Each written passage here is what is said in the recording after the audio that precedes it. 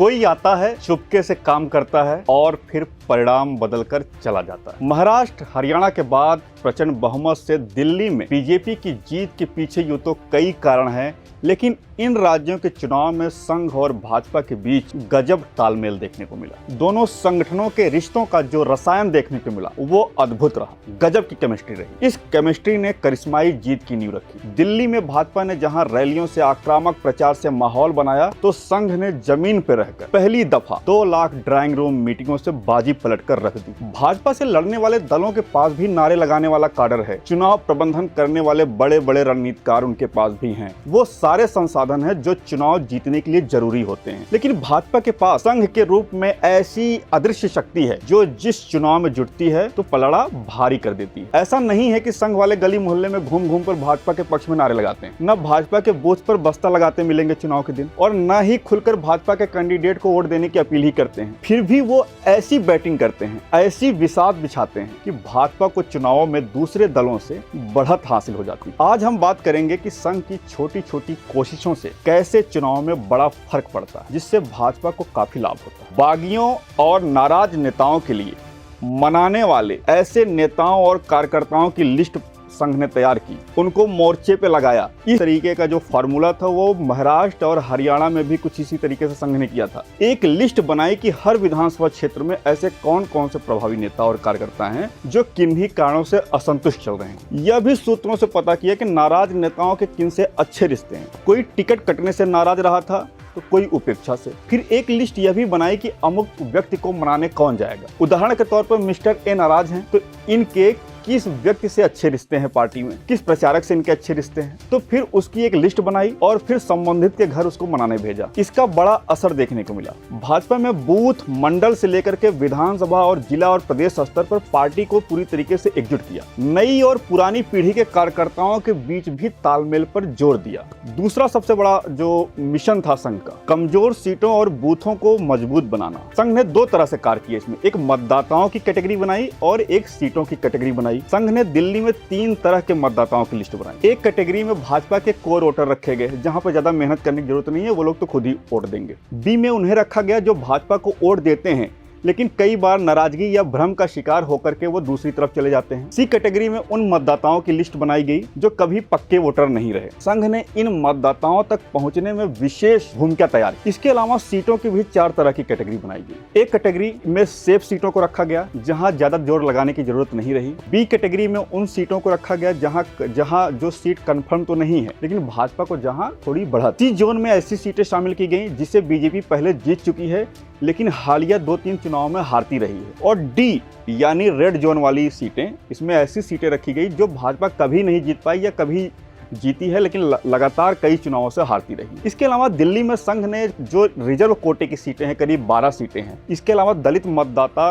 करीब 30 सीटों पर प्रभावी हैं। वहां पे उन 3 विधानसभा क्षेत्रों में एक दलित विस्तारक की नियुक्ति की। इन सभी 30 विस्तारकों ने अपने हर बूथ पर 10-10 दलित युवकों को जोड़ा। 30 विधानसभा क्षेत्रों के 1900 बूथ पर करीब 18,000 दलित युवकों को लगाया गया। यही वजह रहा कि भाजपा को इस चुनाव में दलित मतदाताओं का भी समर्थन मिला। कुल 12 रिजर्व सीटें थी जिसमें 4 सीटें बीजेपी जीतने में सफल रही। तीसरा फैक्टर था कार्यकर्ताओं का अधिकतम उपयोग। भाजपा के एक वरिष्ठ पदाधिकारी ने मुझे एमपी चुनाव के वक्त बताया था, जब कुछ वरिष्ठ कार्यकर्ता मध्य प्रदेश में उपेक्षा के शिकार होकर घर बैठ गए थे तो पता चलते ही एक वरिष्ठ पदाधिकारी भाजपा के वो एक प्रचारक के साथ उन कार्यकर्ताओं से मिलने पहुंचे और उनके जो भी गिले शिकवे थे उसको दूर किया। फिर नतीजा क्या था कि वो कार्यकर्ता दोगुने जोश से चुनाव में जुट गए। उपेक्षा के शिकार होकर कोई कार्यकर्ता घर न बैठे, संघ ने इसकी भरपूर चिंता की। इसी तरीके से महाराष्ट्र में किया था, हरियाणा में किया था और दिल्ली में भी यही फार्मूला अपनाया। वरिष्ठ और कनिष्ठ यानी सीनियर और जूनियर कार्यकर्ताओं के बीच समन्वय पर जोर दिया।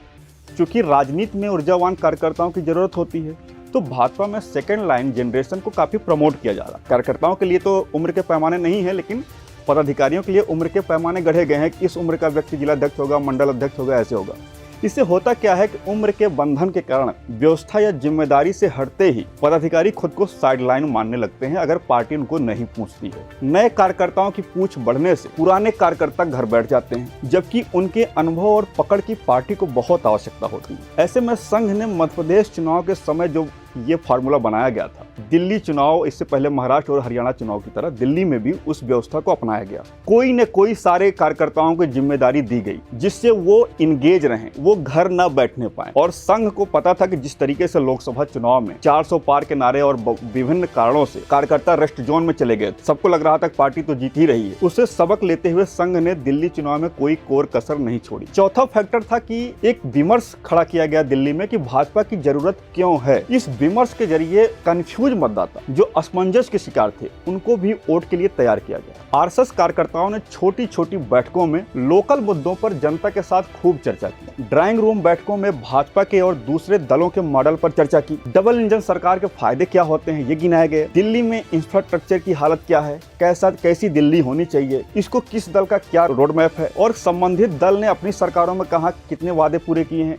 दूसरे दलों की सरकारों की तुलना करना, साफ सफाई, स्वास्थ्य, प्रदूषण, रोहिंग्या, बांग्लादेशी घुसपैठ, सीवेज सिस्टम आदि पर चर्चा किया गया। दूसरे दलों के मैनिफेस्टो की तुलना करके एक ऐसा जन विमर्श खड़ा किया गया जिससे जनता को लगे कि सारी समस्याओं का हल सिर्फ भाजपा के पास। पांचवा बड़ा फोकस जो संघ ने किया वो अलग अलग जातियों के सम्मेलन पर सामाजिक समरसता पे जोर दिया गया। सारी जातियों को भाजपा से जोड़ने की पहल पे जोर दिया गया। दलित वैश्य से लेकर के दिल्ली में पहाड़ी, पंजाबी और पूर्वांचली मतदाताओं को साधने के लिए उस वर्ग में पकड़ रखने वाले सामाजिक कार्यकर्ताओं की मीटिंगें लगाई गई। तमाम तरह के प्रचारक, दूसरे प्रदेशों के प्रचारक भी लगाए गए। इससे भाजपा के समर्थन में आप देखेंगे कि जाति सीमाएं टूटती नजर आई। एक और जो अहम चीज, जो निचले स्तर के कार्यकर्ता हैं उनकी जो चेन है उसका अधिकतम उपयोग करना, ये सबसे बड़ा महत्वपूर्ण कार्य था। अमूमन बूथ कमेटियां सिर्फ चुनाव के वक्त ही सक्रिय रहती हैं, लेकिन चुनाव से कई महीने पहले ही दिल्ली में बूथ कमेटियों को एक्टिव मोड में कर दिया गया।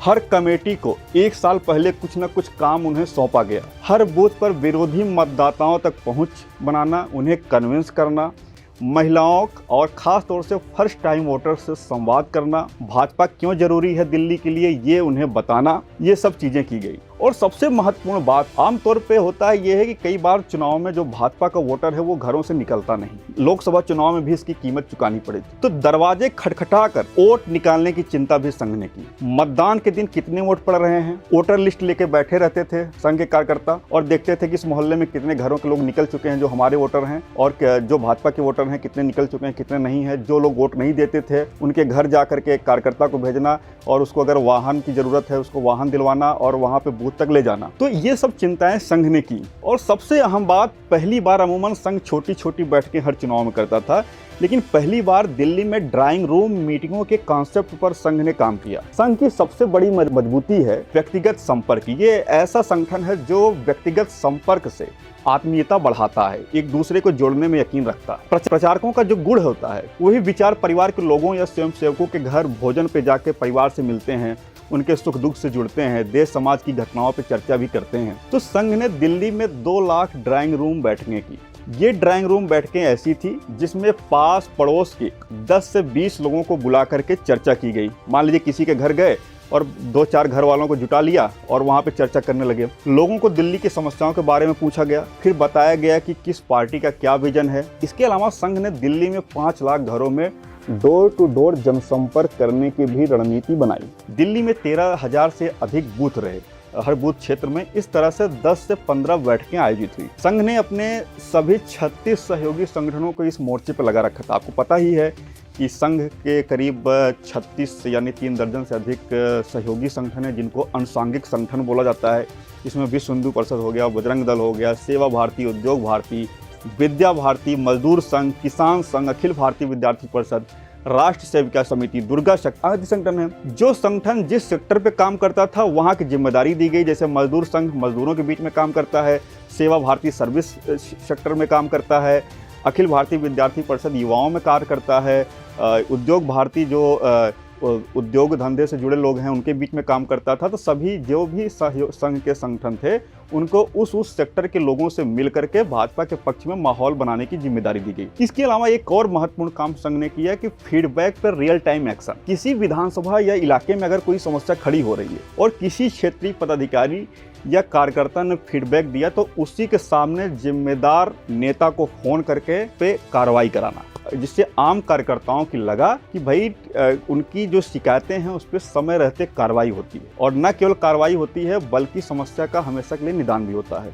नेता गुटबाजी में पड़ जाते हैं, लेकिन संघ का प्रचारक इन बुराइयों से आमतौर पर दूर होता है और संगठन के लिए बहुत जरूरी होता है। उसके लिए चूंकि प्रचारकों के लिए संगठन सर्वोपरि होता है, प्रचारकों का जो मूल स्वभाव माना जाता है वो सबको जोड़ने का होता है। यह भूमिका भी भाजपा के बड़े काम आई। अगर किन्हीं हिस्सों में भाजपा के कुछ नेताओं के बीच में गुटबंदी की शिकायतें आई तो वहां प्रचारक ने समय रहते हस्तक्षेप करके उस गुटबंदी को दूर किया और सबको पार्टी के मिशन में जोड़ने की कोशिश। हालांकि यह भी है कि संघ ने एक भाजपा के लिए माहौल बनाया। कोई खुल के भाजपा की तरफ से कोई वोटों की अपील नहीं की, लेकिन जो जन जागरण का काम संघ ने किया, अपनी आइडियोलॉजी को आगे ले जाने का जो काम किया, उससे भाजपा के लिए बहुत बड़ा माहौल बना। तो ये सब जो फैक्टर थे, इन सब फैक्टर से दिल्ली में भाजपा के लिए एक बड़ा माहौल बना और वो माहौल इस कदर बना कि भाजपा 27 सालों का वनवास खत्म करने में सफल रही। तो आज के एपिसोड में हमने बताया कि दिल्ली चुनाव में संघ ने कैसे काम किया, संघ ने किस तरीके से माइक्रो मैनेजमेंट का कार्य किया। अगले एपिसोड में हम फिर बात करेंगे कि दिल्ली विधानसभा चुनाव के कुछ और फैक्ट पे हम बात करेंगे। आप हमारे चैनल को सब्सक्राइब कर सकते हैं और आपको देश और दुनिया की जो ज्वलन घटनाएं हैं, खास तौर से जो राजनीतिक मसले हैं, उस पर हम विश्लेषण करते मिलेंगे। नमस्कार।